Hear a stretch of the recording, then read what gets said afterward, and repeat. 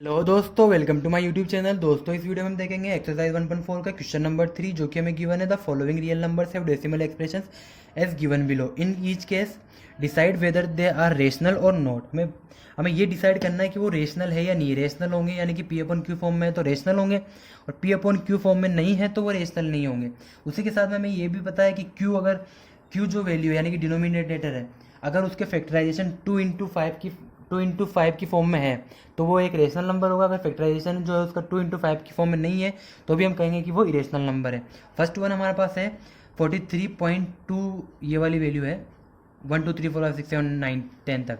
अगर हम यहाँ से पॉइंट हटाते हैं डेसिमल का तो हमारे पास जो वैल्यू आती है वो क्या आती है, यानी कि वन के बाद में कुछ 1 2 3 4 5 6 7 8 9 10 कुछ इस तरीके से जीरो आएंगे। अगर ये पॉइंट हटाते हैं हम तो कितने जीरो आएंगे, 1 2 3 4 5 6 7 8 9। तो ये 9 टाइम पे जीरो आएगा। और इसको हम क्या कर सकते हैं, ये जो वैल्यू है इसको हम पी अपन क्यू फॉर्म में भी लिख सकते हैं, और क्यू जो है वो नॉट इक्वल टू जीरो भी है। ठीक है, नॉट इक्वल टू जीरो भी है, पी अपन क्यू में भी लिख दिया हमने।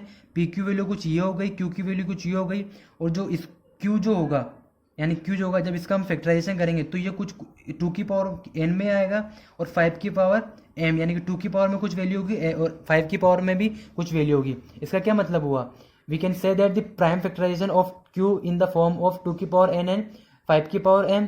तो और ये टर्मिनेटिंग वैल्यू तो ऑलरेडी है ही, तो ये क्या हो जाएगी, एक रेशनल हो जाएगी since it has the terminate. तो यहाँ पे लिख सकते हैं, हम लिख लेते हैं since it has the terminating decimal expression.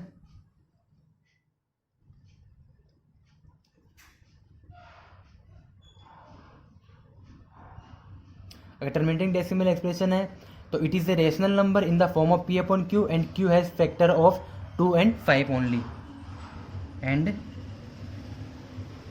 It is a rational number.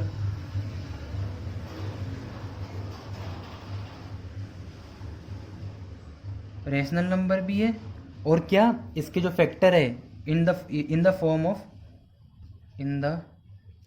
P by q, और क्यू हैज़ फैक्टर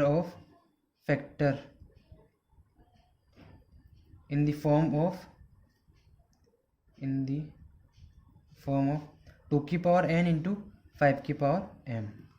ये हो गया फर्स्ट। सेकंड देखो, सेकंड में तो हमें नॉन टर्मिनेटिंग वैल्यू गिवन है, और नॉन टर्मिनेटिंग वैल्यू गिवन है, नॉन रिपीटिंग डेसिमल एक्सप्रेशन है, तो it is A irrational number हो जाएगा। तो डायरेक्ट लिख दो इसमें तो कि यहाँ पर हमें गिवन है since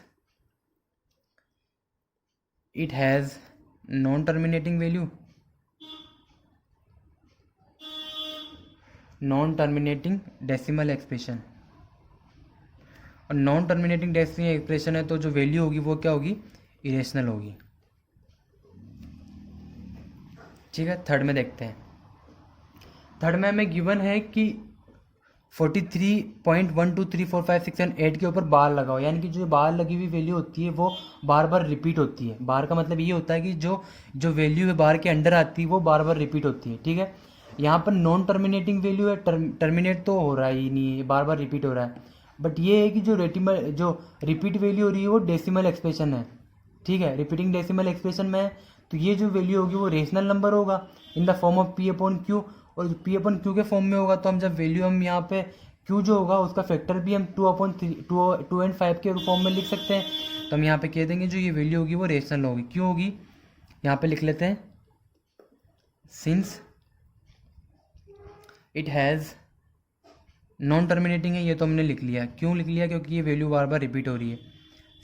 since it has non terminating but repeating decimal expression, it is a rational number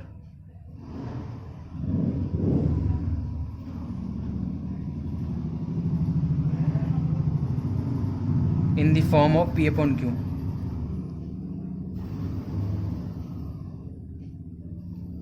and q जो हो वो फॉर्म में होगा, उसकी फॉर्म होगी q हैज़ फैक्टर